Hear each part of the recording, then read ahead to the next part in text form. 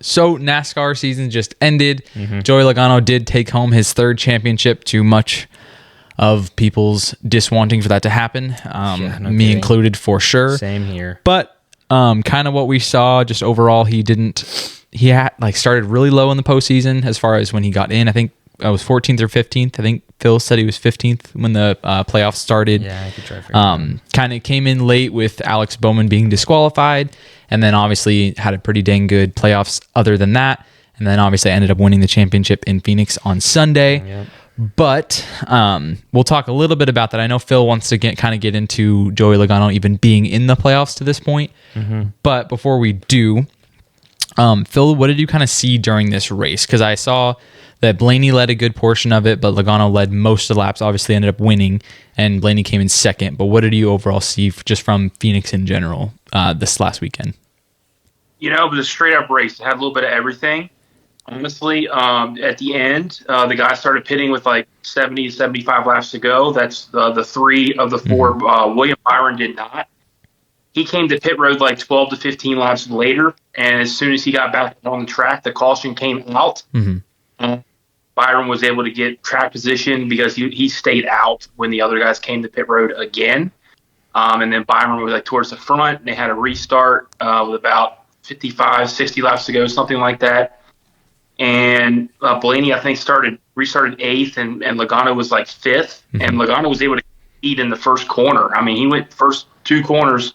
He got through the past the guys that had older tires, even if it was 3 or 4 laps on Byron's tires. It really made a difference. Yeah. And he took off, man. He took off, got away, about 3.5 seconds lead. Blaney would, had a tough time getting around Kyle Larson for third, and then Byron for second. Once he got around Byron for second, he was about 3.2 seconds back with 30 laps to go. And he was gaining about 1/10 of a second, each lap. So that was going to put him right close. on. Yeah, kept it interesting. That was going to put him right on the bumper of Logano, and he did. He got there. He was within 1 car length. Dang. And Phoenix is such a hard track to pass on. You have to have the right run in the right area, and he just couldn't get to him. And man, when Blaney got out of the car, he was whipped. I've never seen him that worn out. He almost fell over after he got out of the car and was really dehydrated.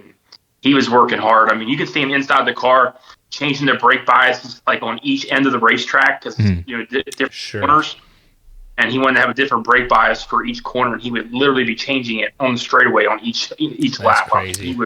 That's crazy. Doing everything, and he caught him. He just couldn't get by. Donna just held him off. Yeah, that's crazy to think about because a lot of people don't think of drivers as athletes, and I feel like they're not. Yeah, they are. But being in a car for that long and how hard it is to keep a car straight and turn, and you were just talking about the different things, the different strategies you have to consider while driving is crazy. So maybe it's not a super physical sport, but it is in a sense of just the stamina that you have to have. It's different because those cars are crazy. so people always try to compare them with F1 or whatever, and those cars are so heavy that they are hard to move around. And F1's different because F1 has the crazy reaction times that are it's more I don't know. You're flying. I don't know if it's faster or whatever. I don't know what the average speeds are, but you're moving so fast. I think it's probably a little average fast, but it's just different. And like you said, you're sitting in a car no matter what for 2 hours, an hour and a half. I mean, I'm tired just driving across to Eastern Washington, which is 4 hours, 3 hours. Yeah. I'm exhausted. This has been and a going lot. 80. Yeah, your back hurts. You kind of get out. You got to stretch. They don't have that for some races that are hours long. So yeah, I mean it's brutal. But and usually, if you're in Arizona too, even in the winter when it's still 70, 80 degrees, it's not cold. Mm-hmm. But add about usually on average 15 to 25 temperature to an increase. Are really hot in those cars. Yeah. On a 90-degree day, it's 135 degrees in that car. And so imagine if you gotta go to the bathroom. Yeah. Well, they don't go because they sweat it all out. That is probably true. They sweat it all out. They really don't go at most of the time. But I know they don't have a choice. Either you're peeing in your suit or you're driving. I mean, you don't have a choice either way. You're driving. But I'm just saying, just all it's just brutal. You're talking about a Formula One car that's about a third of the weight of a cup car. But it's different because those guys are still just as good of athletes as that. They're the same thing. They're both drivers. They're both professional drivers. They just drive a different sport. I would say the same thing with hydroplane racing. It's a totally different sport. I don't think any of them could swap, but they're hitting 2 Gs into corners and they're having to rip a hydroplane that's going 200 miles an hour into a corner. It's not easy no matter who you are. They're all hard. It's the most, you cannot emulate what they do. Nobody can emulate what they do unless you're a professional, I'm telling you.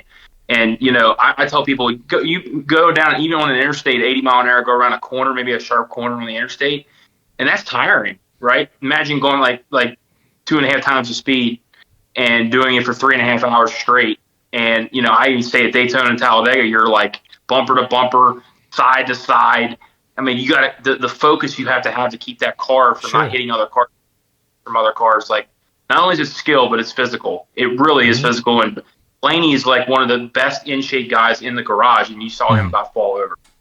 Yeah, it's a very physical sport. Yeah, racing anything is. I agree with you 100%. And then when you guys asked, Joey Logano. So we'll get into that right now. Yeah, sure. He did finish 15th. 15th. Okay. How many racers make it? 16. Top 16. Yeah. Yep. So he was second worst from the regular season. But again, this is what, to me, That's what the playoffs are all about. Yeah, and I'm not going to, obviously I don't follow NASCAR that well. But this is what makes it way more interesting and fun to me, because it's the same type of argument if you look at March Madness and you go, Virginia lost to a 16 seed. Well, bummer, Virginia, be better. Sorry, I'm not trying to be mean, but it's like, hey, Kyle Larson, Tyler Reddick, Chase Elliott, top 3 guys, whatever, be better. Yeah. Like, what do you want from me? Joey Logano decided to show up in the playoffs and you guys didn't. It's the same with March Madness. You busted my bracket, but it's like, I would say Phil's gonna have one argument being Bowman, and so I'd like to hear what Phil says on that. Just because obviously that's the because anomaly. he probably shouldn't be in because of that. But what would you say, Phil, to that? First off, the overall playoffs, Logano got in, on a whim. I mean, he really wasn't good in the regular season at all. Sure. And he literally won the first playoff race and already slipped himself into the second round in the first race. Yeah. The Bowman thing, he was ninth coming out of that race, going into the round of 8. But, you're there, and, the guys in front of them, if they don't follow the rules, then you go right back in there and take the spot. I think that's fair. It sucks, but happened again. And when you win in the playoffs, you advance in this format. So he did what he was supposed to do. He had 2 extra weeks to prepare for the championship race. And hey, they were on Phoenix when he left. When he left the win at Vegas, they were already focused on Phoenix. They really weren't bothered by Homestead. Could care less. Martins were ready to go. Yeah, and that's what I keep. That's kind of, this goes just into my. It's like it could have happened to anyone. Like, yes, does it suck that some people didn't want Logano to win? Sure, whatever. I don't care. It could have happened to any of them. It could have happened to Reddick. It could have happened to Blaney, and they could have gotten in on a whim. Like, there are ways that people can get in without it being.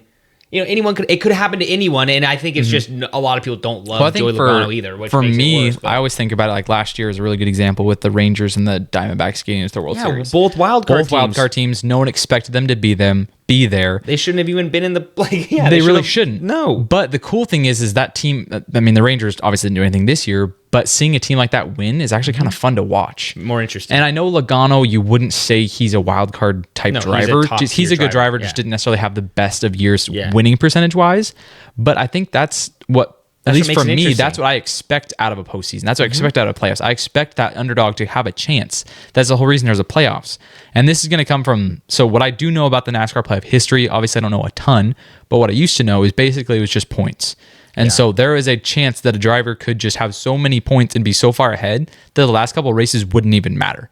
And statistically, there was no way for anybody else to win. Yeah. But this playoff format gives them a chance to literally anybody can win. Well, and if you win a race more often than not, you're going to be in. Yeah. And then obviously it goes down like a traditional format where teams, or I guess in this case drivers, drop out. Sure. And I feel like that's what you would want out of playoff format. So for me, it makes sense, but I guess I'm not the traditional NASCAR fan, so I don't know what you would NASCAR expect. fans don't like change, but go ahead, Phil. But I would like to know, Phil, what would you say? Because I know you're kind of an all sports fan too, but what would you say from a NASCAR perspective? What would you expect out of a playoff format, I guess? Well, the argument with the fans and the tracks is the tracks, right? The basically the track every year, and some teams are better on certain tracks than others. But you know what I say? That's That's their problem. That's not my problem. So like, I think last year, I don't think Ryan Blaney was in the top half going into the playoffs either, and he won this year. So 2 years in a row where somebody in the bottom half to start ended up winning it. It's like I said to you guys on a podcast a week or two ago. I don't remember what it was. Before, it was all about average finish. Basically, whoever had the most average finish got the most points, won the championship. Sometimes it ended 2 or 3 races before the season was over. But now, like I told you, number 1 seed Seahawks. I said this last week. If you're the number 1 seed and you lose to the 16 seed, like Kellen said, that's the playoffs. You have to perform in the playoffs. Get free passes, okay? The regular season is a regular season. The regular season gets you into the playoffs. Once you get to the playoffs, you have to perform like it's no tomorrow every single week. And that's what this format. And I'll say too, like, it's nothing to scoff at. Like, Tyler Reddick did win the regular season. Like, that's really impressive. Yeah. I mean, that's however many races. Like, that's nothing to just discount. I mean, I know Kyle Larson theoretically probably should have won it, but the thing with Charlotte and all that kind of stuff, I know there's too many details. Yeah, he didn't win it. But Tyler Reddick won. Yeah. But at the end of the day, like, that's still impressive to win that. It's just the playoffs are a separate set. It's just like the who won the, I can't even think right now. In the American League. The Yankees. Yankees won like the American League, obviously. They went to the World Series and lost, but they still won the American League. Yeah, that's like that's an extreme accomplishment. So like, yes, I know at the end of the day, most people want to win in the playoffs, and that's kind of what you strive for, obviously, because that's where everyone wants to do. But you can't just say that the regular season doesn't matter. So I feel like that's what they're trying to say. Is they're just trying to get rid of the playoffs, I guess. Sure. And I like what you said, Phil, kind of about it a little bit just a second ago when you said, yeah, certain people are good on certain tracks, which is whatever. I mean, I agree with you. That's whatever. It doesn't matter. Like if Keselowski's better on the road course, and that's what it is. And if Bubba Wallace is better on the big tracks, that's what it is. Though. That's what it is. People are just better at, Tom Brady's better at throwing a football than Geno Smith. That's what it is. So it's what it is. But I like that the thing that I would be interested in, do you think that NASCAR, and I know there was rumors that Phoenix might not have the championship going forward, do you think that it could be like it would be better or people would be more interested if they moved the championship every year to end the season? Because I could see I that. do agree with you where it's like we end this, again, I only know NASCAR to a certain extent, but it seemed like for the last couple of years that I've noticed it or followed it, it's ended those same kind of 3, like maybe it was Homestead, Martinsville, and Phoenix are the same final races where people are like, I understand you signed the contracts, you have the 5-year deals, but like, would it be better if you were randomly just goes, yeah, we're going to end the year in Daytona this year and then in Texas, and then we're going to end it at Watkins Glen because that's what it is. It's just random. Like, the Super Bowl's not at the same place every year. Climate has a lot to do with where the race and Homestead, Phoenix, Texas, I guess would be in that realm. I think that's important, but going forward, I had a source tell me. I'm not going to reveal the source, but Homestead is now going to be in March next year instead of October. It's not going to be in the playoffs. They actually changed the playoff. They changed the playoffs a lot. They actually changed like 3 or 4 tracks next year. Old New Hampshire is going to be in it next year. You got to get rid of Phoenix to get New Hampshire in there. Come on. St. Louis, we're going to have 3 flat tracks in the playoffs next year. St. Louis, New Hampshire, and the playoffs. Is Phoenix still the championship next year? Yes, Phoenix still gets the championship. My source told me, and he can't confirm it for sure. I feel like we might know this source. That they purposely put the race in March next year, so they're going to be renovating the racetrack down there, and they're going to have 20. They'll have all after March of 25, the rest of the year, and then they'll have all of 2026. To renovate the track and have the finale back in Miami in 26. So then here comes the championship back to Miami. That's what I was told. It's one of the best racetracks on the circuit. It needs to be a good racetrack where you can actually. Can I ask do we know this source? Not that do we know the person? I'm not going to say yes. You piece of work. No, I think it's interesting. I agree though. To with think that. I think about that's that. different. I think you have to. Like, it's like anything. I mean, I get like there's certain sports like baseball, basketball, hockey. You have home, you go back and forth, whoever has the best record, whatever. But if it's a one-off thing like the Super Bowl, it should just be kind of, and I get the climate, obviously you don't want to rain out on the championship. That would be catastrophic for NASCAR. So you do like a Sun Belt state. Yes, you do a Texas, a Phoenix, a Florida, a Georgia, it'd probably be okay to get, you could probably do one of the Martinsvilles or Darlingtons or something like that. But I think it would be way more interesting if you did change that the playoffs each year, and whether it's the same tracks and just in different orders, that's fine too. But I think that they really should look into changing it, because then it just gives it a fresh take. It gives, like you said, it gives, like Sam said, it gives Homestead, or it gives, Phil, you said it too. It gives Homestead a reason to want to go to. People, Miami, there's so many things to do. You have to make Homestead like a worth it to go to racetrack, because there's so many other things that are competing with in that South Beach area compared to, whatever, Georgia, where there's probably not as much going on at the, you have the basketball team and the football team, but you can have one day out there. So, yeah, it'll be interesting. Homestead is like on an island, literally. Florida is a peninsula. It's one of the farthest racetracks from everything else. Yeah, exactly. So most people are not driving to Homestead. They're flying, which means they have to spend more money to get down there. You have to make it worth it to go to it. That's a big thing now that it's not the championship race anymore. People didn't have a reason to go down there for October race. They just don't. Well, and you said, you see it at Daytona. You have the 500, which everyone goes to. You can't just. I mean, yes, if you're really, really rich and you have a private jet, you can fly into Daytona. But there's not a lot of flights going in and out of the Daytona airport that are just like, you have to go into Orlando, which is what, a 2-hour drive-ish, and then you have to stay in Stetson, or you stay out there, or you stay in Daytona if you can find somewhere that's not going to kill you. The 500 does a really good, and then you see whatever the Coke or whatever they have, the other one that doesn't do as well because no one really cares. It's a hard place to get to. It is too hot. It is too hot. Well, yes, there's the climate. You can do anything, but again, even if it was, say, at the end of the year, there probably wouldn't be a ton of people that want to go. It's so hard to get to. It's not an easy course or easy track to just fly in, fly out. You can go for just the day and leave. You can't really do that there. I heard you say Daytona being the last race. I'm telling you, that'll never happen. I've heard that forever. Yeah. Because it's again, Daytona. I've told you this 100 times on this podcast. No control. There's no control on that track. You have to be able to give the drivers control. On a more neutral racetrack. So then. Yeah, I agree. And obviously that's a big thing. And obviously with these guys, you said you saw it. And I think we all agree.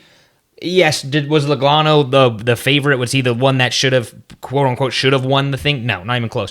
Did he win it? Yeah, he snuck his way in there. He performed like in the playoffs, like Phil said. You can be the 1 seed and you lose out. I mean, most of these guys, I don't think, besides Reddick, were they top 5? I think they were just outside the top 5. I could be wrong. Byron was 5. Blaney was 6. So they were just outside. So none of them were even really like the top contenders going. Yes, Blaney, they're right there, but you wouldn't have looked at it and been like, everyone would have looked at it and gone, if you're going to pick a winner, it's going to be Reddick, Larson, or Elliott, really. I mean, those are the top 3 drivers. Yes, is everyone else a good driver? Totally. But those are your 3 guys that everyone would be betting their money on. But then going forward, who do you think, Phil, and don't try to be biased because I know you like Blaney, and I know that's okay. There's nothing wrong with that. Who do you think moving into next year out of these 4 have the best chance to win it? Yeah, just these 4, the championship 4. The best chance to win, or obviously could repeat, but like win next year, get to the top 4 next year. Who do you think has the best chance? Because obviously, like Reddick, again, great regular season, got to the Final 4, fell apart in Phoenix. Logano, terrible regular season, won the whole thing.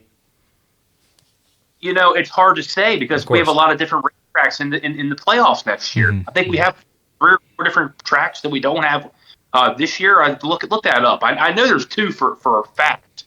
That St. Louis, I know St. Louis Gateway and New Hampshire are going to be in there next year. I don't have the schedule in front of me. Can't remember. I'm getting it up for you. I'm getting it up. Keep going. Keep talking. I got you. Yeah, it's just. So these are your playoff.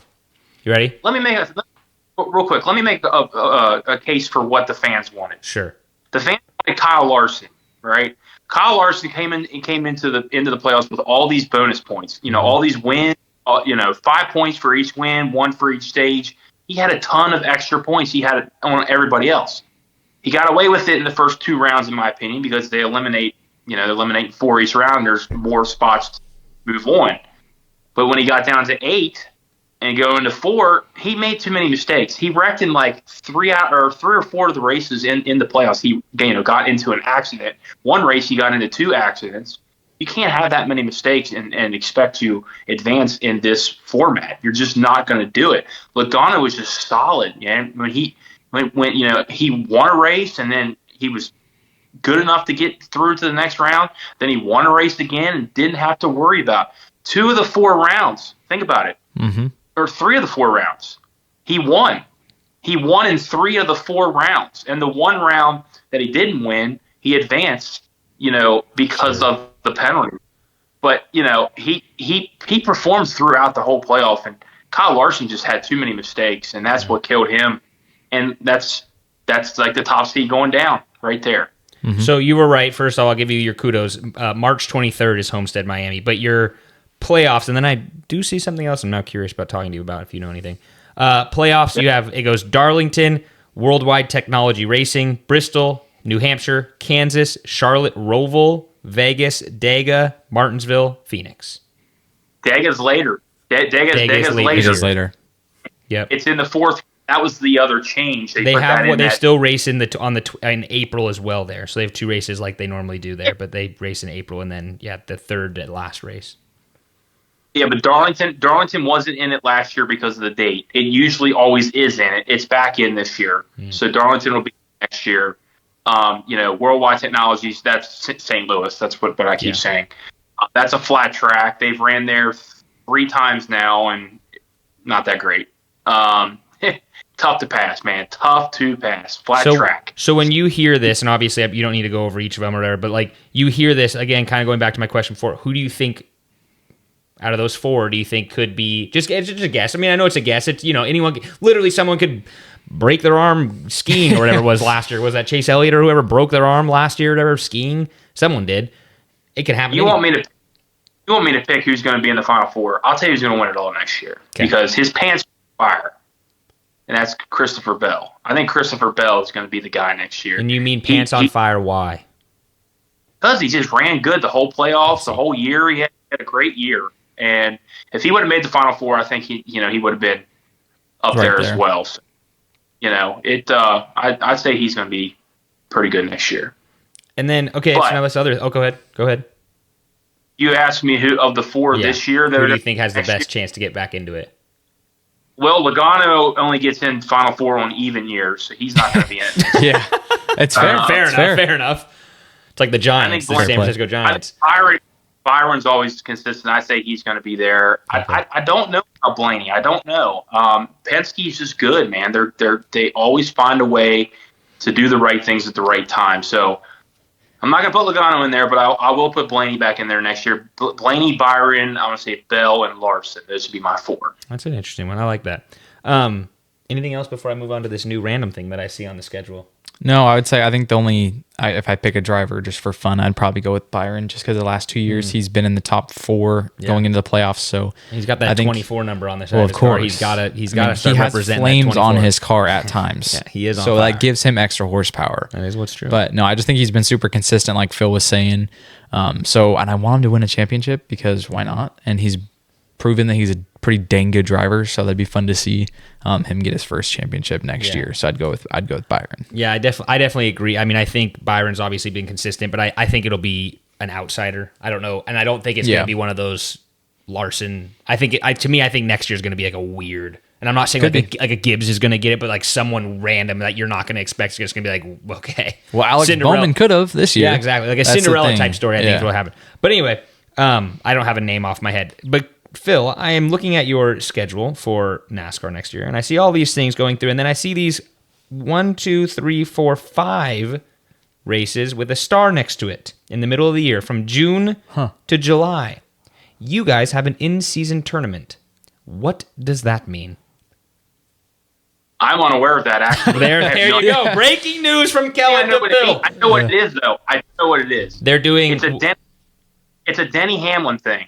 Okay, he's been doing this on his podcast for like a year now. Basically, what it is it's like a bracket, like a March Madness bracket, Okay, so you get. I guess they're going to do like 32 teams. I'm guessing, and then like each driver. So the one will face 32, two will face 31, on and on and on. Mm-hmm. And You're spot on.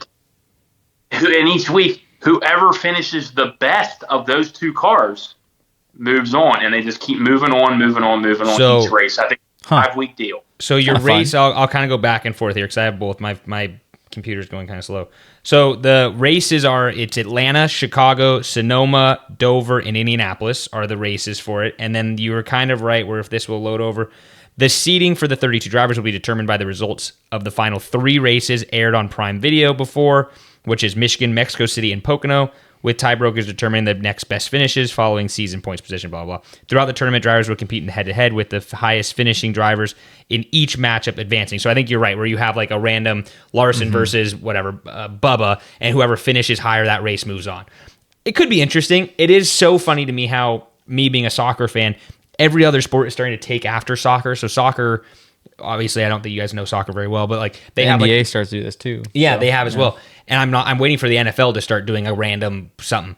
But basically soccer, you have like the regular league table. So you have like the English Premier League, for instance. They have the English Premier League, which is just the 20 teams in the Premier League. Then you have the Champions League, which is the top 4 teams from the year before go and play all over Europe in a tournament.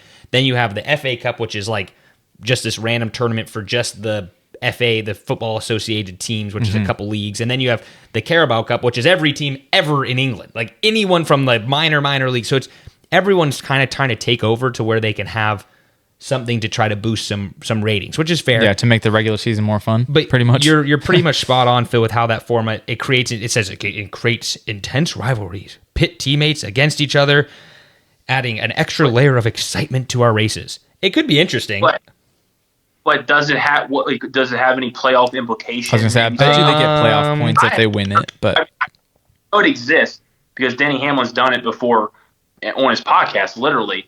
But I didn't know they were implementing it next year. I haven't heard a word. My guess, so they are doing it. And my guess is my guess is it won't have nothing changes. Like the races are still the same races. You'll get the same playoff points and everything is kind of what I'm guessing. But it does say the tournament winner will receive $1 million. So I'm guessing it's just one of those things where you are, again, same races, whatever. But if if you're thinking in the back of your head, kind of like, oh, I need to beat so-and-so, you might try to sneak back. Yeah. I don't think, to me, it doesn't sound like it's going to cause, I mean, I guess I'm not going to say $1 million is not like a bunch of money, but like these guys will survive without the $1 million, or at least most of them. So it's like, I think it'll be nice. It just gives them a little bit of incentive. Yeah, it gives you a little chip to maybe like, okay, I'll try to pass him, but if I don't, it's not the end of the world. Well, we'll call it the mid-season 2, not the championship 4, but the mid-season 2 because there'll be 2 people going against each other. I do like that. Oh, the mid-season 2. Trademark it. Make shirts right now. We're selling them. Bragging rights and $1 million. Sounds good to me. Yeah, you probably get some sort of trophy, I can imagine. But yeah, they said it's actually a decade-long absence of TNT coverage. So TNT will be doing the entire in-season tournament for them. So kind of interesting. I don't know how that will go, but I mean, it does give us another layer for things going on. Lastly, the last thing I want to touch on, I know it's again kind of a longer segment just because it's the end of the year. There's a lot going on.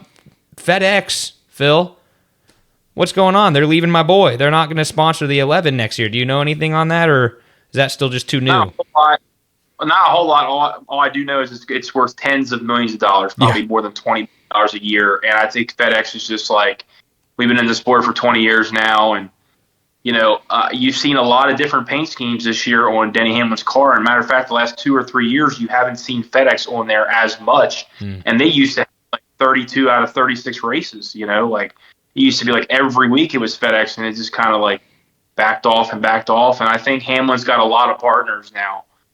He's kind of like a Bubba Wallace, has a ton of different sponsors that he doesn't need. I mean, he anybody will take that money, but sure. The amount of partners that he has, I don't think FedEx is going to hurt him too much. They're still going to fill the car. He's still going to race. I think he's going to be okay. It's sad. I mean, we used to have UPS in the sport as well. They left. Dale it was Jarrett. a big deal. Yeah, Dale Jarrett driving the my truck. grandpa's driver. Okay. What a fan. this sport constantly changes all the time. Sure. So, to have new sponsors in, I think we're going to be okay. I think we're in no, good shape. 100%. I'm not worried. To me, I still feel like you'll see races with FedEx. I mean, I don't think they'll ever leave the sport fully. I mean, I can understand, like you said, it is a lot of money to race that many races. So maybe they just say, hey, instead of whatever 30 plus, we're going to do 10, and that's what Hamlin goes with. Or maybe they throw it onto a different car and they run with the, whatever, the 23 car or the 98 car. I don't know what cars there are, but they'll run with someone else. And I could see them still doing something else. They are still kind of a pillar of sponsorships. I don't see FedEx leaving Joe Gibbs and going to somebody else. That would shock me. Well, who else does Joe Gibbs have that they might, you think? Christopher Bell, right? Bell would be...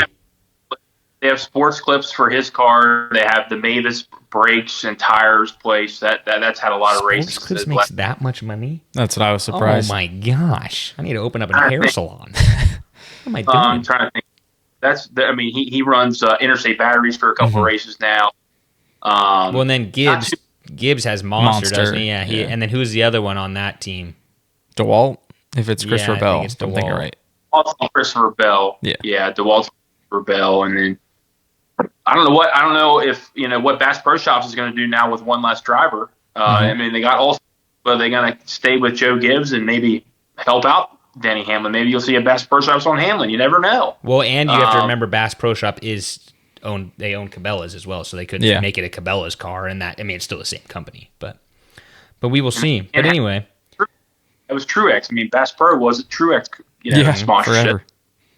Forever. So who knows? But I don't think they're worried about being able to fill a car. I think they're so they could knock on Michael Jordan's door if they really needed to. Yeah, I think it'll be fun to see though a couple different changes to next year. Obviously, we crowned a champion in Logano this year, but who knows? 2025 what it'll bring, but hopefully it's a new champion because that's always fun to have kind of a new runner in the championship. Sad news. Sorry, I forgot to tell you. But Bush, I feel so bad. That's sad. Lost Bush, it. So Bush 19 straight years. 19 straight. That's incredible still, but man, what a bummer.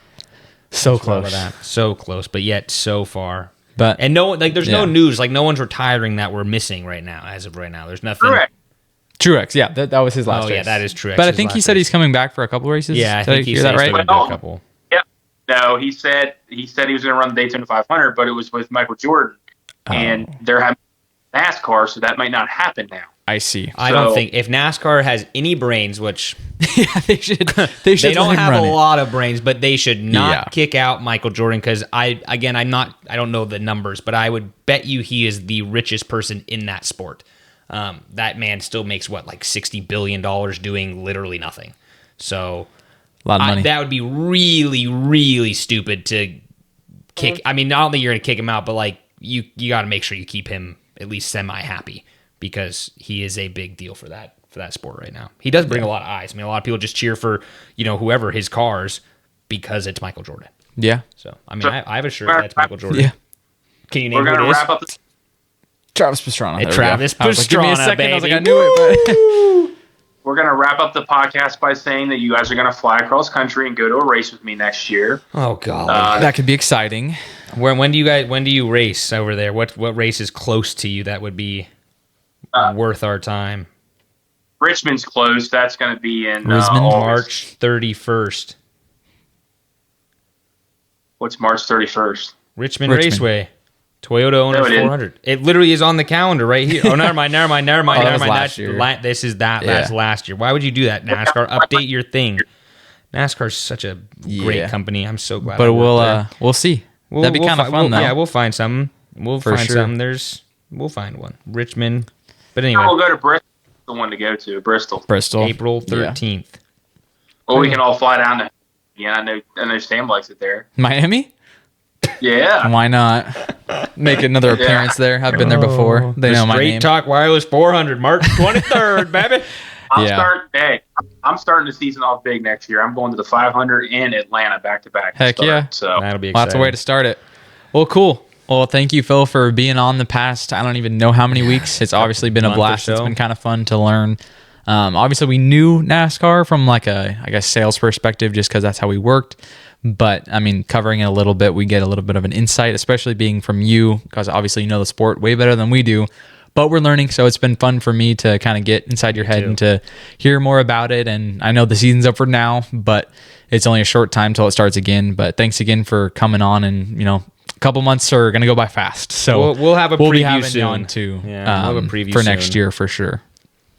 Thank you for being the best editor. You made me look good every week. There it is. All that stuff online. I appreciate it. Of course. You're awesome friend. We're gonna have fun next year with it, I hope, as well. So we'll fold. Sweet. Well, thanks, for Phil. sure. All right, guys. Thank you. Appreciate it. Later. See ya. Thanks for listening to the Kinda Athletic podcast. Please like and subscribe to all our social media platforms, and make sure to come back next week to hear more from the Kinda Athletic podcast.